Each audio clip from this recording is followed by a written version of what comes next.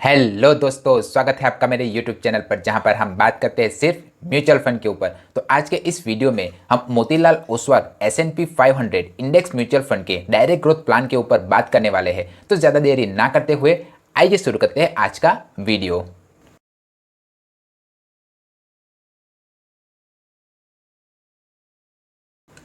सबसे पहले हम इस म्यूचुअल फंड के फंड ऑब्जेक्टिव के बारे में जान लेते हैं। तो ये एक इंडेक्स म्यूचुअल फंड है। अब जिसे नहीं पता कि इंडेक्स म्यूचुअल फंड किसे कहते हैं, तो ये इंडेक्स म्यूचुअल फंड किसी एक पर्टिकुलर इंडेक्स को कॉपी या फॉलो करता है। इस पर्टिकुलर मोतीलाल ओसवाल के केस में वो इंडेक्स है S&P 500 इंडेक्स। ये एक इंटरनेशनल म्यूचुअल फंड है, यानी कि इन्वेस्टरों के पैसे को इंटरनेशनल कंपनियों में निवेश करता है। अगर आप इस तरह के म्यूचुअल फंड में अगर अपने पैसे को निवेश करना चाहते हो तो 5 से लेकर 10 साल तक के लिए लॉन्ग टर्म के लिए अपने पैसे को निवेश करें। अगर आप शॉर्ट टर्म के लिए इस म्यूचुअल फंड में अपने पैसे को निवेश करना चाहते हो तो मेरी तो यही सलाह है कि आप इस म्यूचुअल फंड से दूर ही रहे। ये जो म्यूचुअल फंड है वो 28 अप्रैल 2020 को लॉन्च हुआ है। अब हम इस म्यूचुअल फंड के अगर रिटर्न्स के बारे में जानें तो इस म्यूचुअल फंड ने पिछले एक साल में 36.9% का और ऑल ओवर 32.4% का रिटर्न्स अपने इन्वेस्टरों को दिया हुआ है। अब डिस्क्लेमर, ये जो रिटर्न्स और रेटिंग्स होती है वो म्यूचुअल फंड के परफॉर्मेंस के आधार पर चेंज होती रहती है। तो जब भी आप किसी भी म्यूचुअल फंड में अपने पैसे को निवेश करने के बारे में सोचें तब के लेटेस्ट रेटिंग्स और उस म्यूचुअल फंड के रिटर्न्स को ज़रूर चेक कर ले और अपने फंड मैनेजर या फंड एडवाइज़र की सलाह भी ज़रूर ले ले।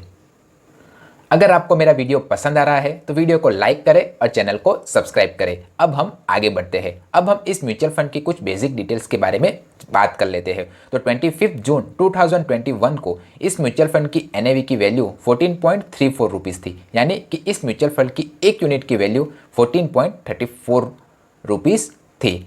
ये जो म्यूचुअल फंड है वो बेंचमार्क S&P 500 को फॉलो करता है। इस म्यूचुअल फंड की अगर एग्जिट लोड की बात करें तो वो है 1%। अगर आप 15 डेज के भीतर ही अपने निवेश किए हुए पैसे को अगर निकाल लेते हो तो 1% का एग्जिट लोड चार्ज आपको देना पड़ेगा। ये एक ओपन एंडेड म्यूचुअल फंड है, यानी कि इन्वेस्टर जब चाहे तब अपने पैसे को लगा सकता है और जब चाहे तब अपने पैसे को निकाल भी सकता है। अब इस म्यूचुअल फंड की अगर AUM की बात करें तो वो है 1385 करोड़ रुपीस। और इस म्यूचुअल फंड की अगर एक्सपेंस रेशियो की बात करें तो वो है 0.49%, जो मेरे हिसाब से काफ़ी अच्छा माना जाएगा। अब जिसे नहीं पता कि एक्सपेंस रेशियो किसे कहते हैं, तो EMC यानी कि एसेट मैनेजमेंट कंपनियां हमारे ही पैसे को मैनेज करने के लिए हम इससे कुछ फीस चार्ज करती है और उसी फीस को ये एक्सपेंस रेशियो के रूप में हमें बताती है। तो जितना ज़्यादा एक्सपेंस रेशियो होगा उतना ही कम इन्वेस्टरों को प्रॉफिट होगा। तो जब भी आप किसी म्यूचुअल फंड को चुने तब एक्सपेंस रेशियो के क्राइटेरिया को भी ज़रूर ध्यान रखें। अब हम इस म्यूचुअल फंड में अगर आप निवेश करना चाहते हो तो मिनिमम SIP 500 रुपीज़ और लमसम अमाउंट 500 से स्टार्ट कर सकते हो। अब मैं आपको एक एग्जाम्पल के थ्रू इलोब्रेट करने की कोशिश करता हूं। मान लीजिए कि आपने 1000 रुपीज़ की XIP स्टार्ट की हुई है और अगले एक साल तक आप लगातार 1000 रुपीज़ इस म्यूचुअल फंड में निवेश करते हो तो आपकी टोटल इन्वेस्टमेंट वैल्यू होगी वो होगी 12,000 रुपीज़। तो अगर आपने इस म्यूचुअल फंड में अगर अपने 12,000 रुपीज़ को इन्वेस्ट किया होता तो उस 12,000 रुपीज़ के सामने आपको 14,197 रुपीज़ मिलते। अगर इसी तरह के दूसरे कैटेगरी एवरेज के इंडेक्स म्यूचुअल फंड में आपने अगर 12,000 रुपीज़ को निवेश किया होता तो उसके सामने आपको 14,386 रुपीज़ मिलते। अगर आपने इस 12,000 रुपीज़ की अगर बैंक FD की होती तो उस 12,000 रुपीज़ के सामने आपको 12,450 रुपीज़ मिलते। अगर आपको मेरा वीडियो पसंद आ रहा है तो वीडियो को लाइक करें और चैनल को सब्सक्राइब करें। अब हम आगे बढ़ते हैं। ये जो म्यूचुअल फंड है वो इक्विटी में 98.73% और डेब्ट में 0.74% इन्वेस्टरों के पैसे को निवेश करता है। इक्विटी में निवेश करने के कारण ही ये जो शेयर मार्केट के ऊपर काफ़ी आधार रखेगा। तो जब शेयर मार्केट ऊपर जाएगा इन्वेस्टरों को प्रॉफिट होगा और जब शेयर मार्केट डाउन जाएगा तब इन्वेस्टरों के नुकसान होने के चांसेस भी रहेंगे। ये जो म्यूचुअल फंड है ये लार्ज कैप में 98.73% पैसे को निवेश करता है। टॉप स्टॉक होल्डिंग कंपनियां देखें तो वो है Apple ink, Microsoft corporation, Amazon और फेसबुक जैसी अच्छी खासी इंटरनेशनल और बड़ी कंपनियों में उसने इन्वेस्टरों के पैसे को निवेश किया हुआ है। अगर एलोकेशन बाय सेक्टर देखें तो टेक्नोलॉजी सेक्टर में 19.33%, फाइनेंशियल सेक्टर में 15.24%, सर्विस सेक्टर में 11.6% और कंज्यूमर ड्यूरेबल में 10.22% इन्वेस्टरों के पैसे को निवेश किया हुआ है।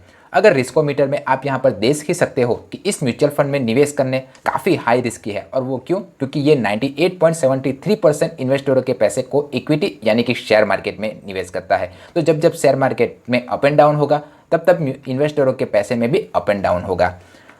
अब हम इस म्यूचुअल फंड के अगर फंड मैनेजर के बारे में बात करें तो अभिरूप मुखर्जी और हिरेन विसरिया जैसे वेल एक्सपीरियंस फंड मैनेजर इस म्यूचुअल फंड को मैनेज करते हैं। अब हम इस म्यूचुअल फंड की अगर टैक्स लायबिलिटी के बारे में जानें तो 3 साल के बाद आपने अगर अपने कमाए हुए पैसे को अगर बेचा तो इन्फ्लेशन इंडेक्स को बात करने के बाद आपने जो भी कमाया होगा उस पर आपको 20% का टैक्स देना पड़ेगा। और 3 साल के अंदर ही आपने अपने यूनिट्स को अगर सेल कर दिया तो आपने जो भी कमाया होगा उनको इनकम टैक्स के स्लैब के मुताबिक पूरी रकम पर जो भी स्लैब में आपकी रकम बैठती होगी उस हिसाब से आपको टैक्स देना पड़ेगा।